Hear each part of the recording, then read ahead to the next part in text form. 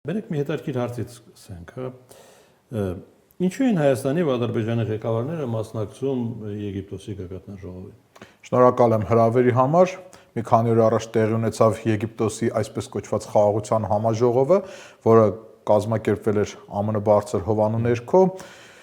Պաշտոնական Վաշինգտոնը մի շարք հյուրեր էր կանչել այդ վեհաժողովին կամ գագաթնաժողովին եւ այս հյուրերի շարքում կային նաեւ Հայաստանի Հանրապետության եւ Ադրբեջանական Հանրապետության ղեկավարները։ Այնուհանդերձ ամրագրենք, որ այս վեհաժողովի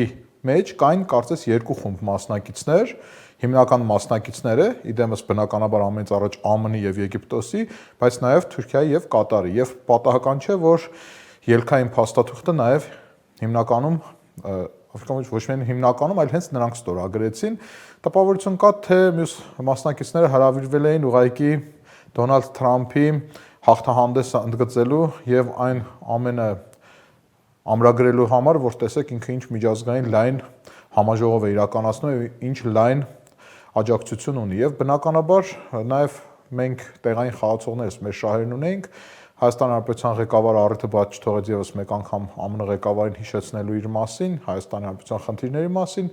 մենք բոլորս նաեւ տեսանք, թե Իլհամ Ալիևը ինչ լայնաբերան եւ ասում եմ պամիդոր վաճառողի քծնանքի ժպիտով լի հայացքով էր նայում Դոնալդ Թրամփին։ Մարդիկ էլ իրենց շահերն էին ամրագրում, այստեղ կային հիմնական եւ երկրորդական մասնակիցներ։ Ինձ թվում է բոլորն էլ իրենց խնդիրները մեծ հաշվով լուծեցին։ Շատ լավ։ Հիմա այդ ամեն ինչը ծնվել է օգոստոսի 8-ի Վաշինգտոնյան համաձայնագրից, այնինչ Հայաստանի Հանրապետության եւ Ադրբեջանական Հանրապետությունների մասով այո, սակայն այն մեծ խաղը, որը գնում է Մերձավոր Արևելքում, Գազայի այսպես կոչված խաղաղ կարգավորման շուրջ, բնականաբար օգոստոսի 8-ի իրավիճակի հետ որևէ կապ չունի, ավելին հա։ Այդ դեպքում ասեք, Հայաստանի եւ Ադրբեջանի ուժային բախման ռիսկը փոխվել է, նվազել է կամ վերացել է։ Այս պահին բարեբախտաբար այդ ռիսկը բավականին նվազ է, երևի թե ավելի նվազ է, քան 2020 թվականից հետո հաշված բոլոր ժամանակաշրջանում, բարեբախտաբար այդպես է, որտեղ Հայաստանի Հանրապետությունը ընդհանուր առմամբ պատրաստ չէ նոր բախման եւ բաց այդ պատերազմն ինքնին բացասական երևույթ է ամենալայն իմաստով։ Ենթադրում եմ, որ մինչեւ 2026 թվականի գարնան վերջ եւ ամառվա սկիզբ, այսինքն որ Հայաստանի Հանրապետությունում կլինեն ընտրություններ համապետական, այդ ռիսկը կլինի բավականին ցածր, եթե ինչ-որ ֆորս մաժորներ չեղան։ Այդ դրանից հետո շատ լուրջ արդեն սրացման հնարավորություններ կան երկու տարբերակում։ Եթե գործող իշխանությունը վերարտադրվի, ապա անմիջապես Բաքվից կգա պահանջը, ահա դուք այսքան հետաձգում եք, դե հիմա փոխեք ձեր սահմանադրությունը, սա արեք, այսպես կոչված անկլավները տվեք եւ այլ, դա համապատասխանաբար Հայաստանի Հանրապետության ներսում կբերի կրքերի թեժացման, առանց այդ էլ հետընտրական իրավիճակ կլինի եւ դա արդեն անկանխատեսելի բաների կբերի, որը կառաջադառնա սահմանի վրա, իսկ եթե հաղթի ընդդիմությունը, պայմանական Սամվել Կարապետյան, Ռոբերտ Քոչարյան, Սերժ Սարգսյան, չգիտեմ էլ այդ խումբը, որ իշխանության դեմ է, ոչ արևմտամետ ընդդիմությունը, դա էլ նոր խնդիրների կարծիքով կբերի, դեմս նրա, որ կունենանք նոր իրականություն, երբ որ այս ծանր դրությունը նոր իշխանությունը կփորձի ուղղել եւ բնականաբար պաշտոնական Բաքուն էլ որևէ կերպ չի ուզենա զրկվել իր այդ առավելության դիրքերից, որ այս 5 տարին ունի պաշտոնական Երևանի նկատմամբ եւ դա կբերի հարաբերությունների սրման։ Հիմա դա ինչի կհանգեցնի արդեն դժվար է ասել։ Մինչ այդ Վաշինգտոնյան համաձայնագիրը կգտնվի սպասման ռեժիմում։ Այո, թեև այդ համաձայնագիրն էլ ինքնին իր բնույթով մի քիչ անորոշ փաստաթուղթ է, նախաստորագրվել է, երկրորդը մեծ հաշվով միջազգային իրավական առումով հստակ չենք կարողանում ասել, թե այդ փաստաթուղթը իր բնույթով ինչ է, պայմանագիր է, համաձայնագիր է, չգիտես ինչ է, ընդ որում մեր բոլորը հիանում են այդ։ Գիտեք, բոլորը հիանում են, որովհետև այդ պայմանագրի գլխին կանգնած է աշխարհի ամենահզոր գերտերության ղեկավարը, որը այս բան շատ լուրջ խնդիրներ ունի իր PR-ի հետ կապված։ Մենք տեսնում ենք, թե այդ մարդը ինչքան մեծ ուշադրությամբ է ամեն օր գրեթե ուղիղ եթեր դուրս գալի իր կաբինետից, արտահայտվում բոլոր հարցերի շուրջը, բայց ցավոք մենք միաժամանակ նաև տեսնում ենք, թե հաճախ Դոնալդ Թրամփը ինչ մակերեսային է պատկերացնում իրավիճակները, տեսեք հենց թեկուզ վերջի այդ Եգիպտոսի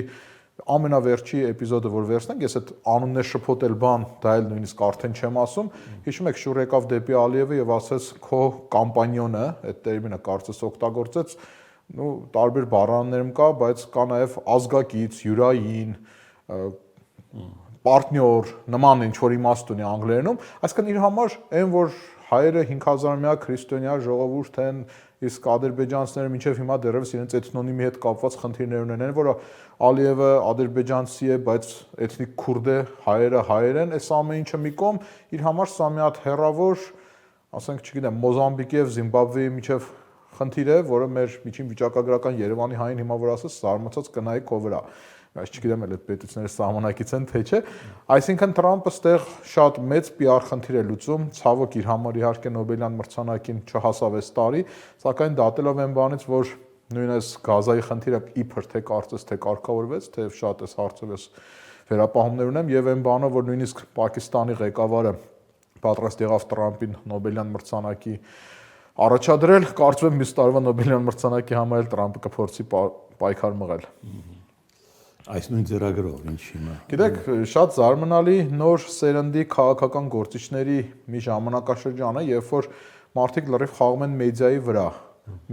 վրա, մեդիա էֆեկտի վրա։ Մենք Հայաստան Հանրապետությունում ենք տեսնում, տեսեք Նիկոլ Փաշինյանը ամեն օր իր Facebook-յան էջում հեծանիվ է քշում, ինչ որ երաժշտություն է դնում, փորձում է մեդիա առիթի, մեդիա խոսակցության թեմա դառնալ եւ զարմանալի ձևով նույն բանը տեսնում ենք նաեւ Ամերիկայի Միացյալ Նահանգներում։ Ես նման ակտիվություն Ամերիկայի որևէ ղեկավարի կողմից գոնե իմ գիտակցական կյանքի ընթացքում չեմ հիշում։ Գիտեք, ամեն աստծու օր Օվալաձև կաբինետից ունենալ ուղիղ եթեր եւ ամենատարբեր թեմաների մասին խոսել։ Վենեսուելա, Ուկրաինա, ձեռքի հետ իհարկե Հայաստան, հիմնականում Գազա։ Ընդհանրապես գիտեք, Թրամփը այնքան հետաքրքիր է, ինքը մի շատ հետաքրքիր մարտավարություն ունի, շատ խոսքերի մեջ ասել ոչինչ։ Երբեմն որ իր խոսքի վերցանում օրինակ կարդում ես, որ լսում ես ընդհանրապես խառնում ես իրար։ Հաճախ ինքը դիտավորյալ կարծես որոշ բառեր անտեղի է ասում, բայց հետագայում դա իրան թողնում է մանևրի տեղ։ Հաճախ մի նախադասություն է ասում, 3 նախադասություն հետո դա որոշակիորեն ժխտում կամ այլ օրինակ ես որոշում եմ ընդունել թամահավքների հարցով։ Միանգամից տարբեր մեկնաբանություններ եղան։ Ռուսական կողմը ասեց, ահա, հիմա հրթիռները կտան, մյուս կողմն էլ ասեց, կարող է որոշում է ընդունել չտալ հրթիռները։ Ընդ որում ինքը նաև իր ներքին աուդիտորիայի հետ կապված խնդիր ունի։ Հետո էլ ասեցին քիչ կտան։ Դե, այսինքն այդ մարդը ուղղակի խոսքերի հեղեղ է լցնում։ Գիտեք, ես այսպես եմ հասկանում, որ իր աուդիտորիան ԱՄՆ-ի հետ հիմնական ընտրողները, որոնք որոշակի ենթադրաբար կարծես թե որոշակի մտածողություն են, չեմ ուզում ասեմ կրթական մակարդակ, իրենց այդ խոսքերի հեղեղը շոուն է ավելի շատ դուրս գալիս, քան թե այն թե Թրամփը ըստ էության ինչ է ասում։ Հաճախ կարդում ես կես էջանոց վերցանումը Թրամփի խոսակցության եւ չես հասկանում ինչ է ասում։ Ընդհանուր խոսքեր, գնահատականներ։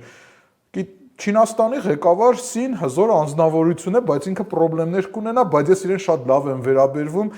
Հիմա դե արի հասկացի, ինչ ասես Չինաստանի մասին այս մարդը։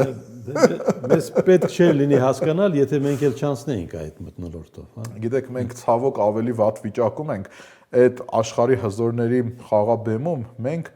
լավագույն դեպքում շախմատի տախտակի մի զինվորի կարգավիճակ ունենք։ Հիմա Թրամփին հետաքրքրում է Գանձասարը, Ամարասը, այն որ 5000-ամյա հայ ժողովուրդը կենսագոյության խնդիր է լուծում, չի հետաքրքրում։ Թրամփի համակարգը ամեն ինչ գիտի։ Գիտեք, համակարգը շատ հետաքրքիր է, մինչև հիմա այն ինստիտուտը, որը ղեկավարում է Թրամփին Ամերիկայի Միացյալ Նահանգներում, դժվար թե ձեր ասած։ Կա այսպես կոչված, այո, ես այս մասն եմ շատ խոսել, պետական կառույցներ գոյություն են, որոնք բնականաբար հիմնական ԱՄՆ շահերն են սպասարկում եւ գիտեք, ես այս մասին շատ եմ ասել։ Միայն Թրամփը չէ։ Միայն Թրամփը չէ, ավելին ԱՄՆ ադմինիստրացիան ինքը որոշակի նաեւ ժառանգականություն ունի, նույնիսկ եթե դեմոկրատներն ու հանրապետականներն են իրար փոխում։ Հիմա նայենք վերջին տասնամյակներում ինչ է տեղի ունենում ԱՄՆ դիրքերի անշեղ ուժեղացում։ Հիմա դեմոկրատները մի քիչ այլ կերպ են անում, հանրապետականները մի քիչ այլ կերպ են անում, բայց ընդհանուր գիծը գնում է։ Տեսեք, Ասադի ռեժիմը հակաամերիկյան ընկավ, դրանից առաջ Լիբիայի, դրանից առաջ Հուսեյնի ռեժիմը, հիմա Վենեսուելային են մարդիկ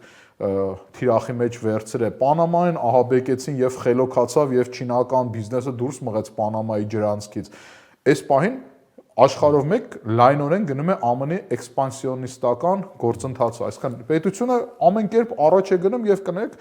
ինքը ուժի վրա շեշտադրելով եւ օգտվելով այն բանից, որ Ռուսաստանի դաշնությունը լրջագույն խնդիրներ ունի, իսկ Չինաստանն էլ այնուհանդերձ չի կարողանում հասնել լիարժեք ԱՄՆ մակարդակին, ԱՄՆ խոշոր ֆինանսական կապիտալը արագորեն դիրքեր է գրավում աշխարհով մեկ։